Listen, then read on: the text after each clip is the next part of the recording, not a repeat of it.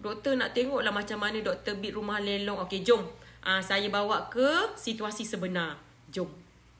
Okey, Alhamdulillah. So, sekarang ni kita sedang menanti. Kita dah login e-bidding. Sekarang ni bid akan dijalankan pada pukul 3 tengah hari. Sekarang ni baru pukul 2.55. So, sekarang ni kita pun dah masuk. Hari ni adalah welcome to RHB Bank Berhad. Okey, 6 Mac 3 petang. Alright, auction will start at 3 PM. Be ready. Bismillah Ya? Bismillah. Bismillahirrahmanirrahim. Okay, so kita, you are the highest bidder, 214. 214 Kita ni 1690 ni kita. Second calling. 1690 ni kita. Bismillahirrahmanirrahim. You are the highest bid now.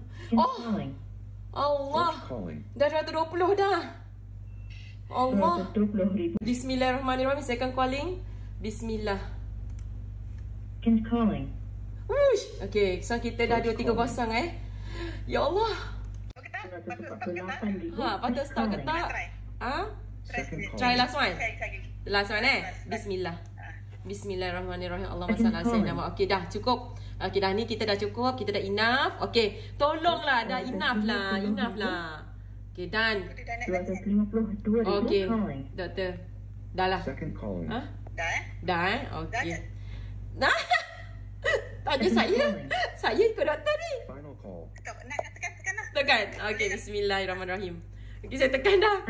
Okey, you ada highest bidder 254 Ya Allah. Dia nak. Dah 258. First calling. Betul ke kita nak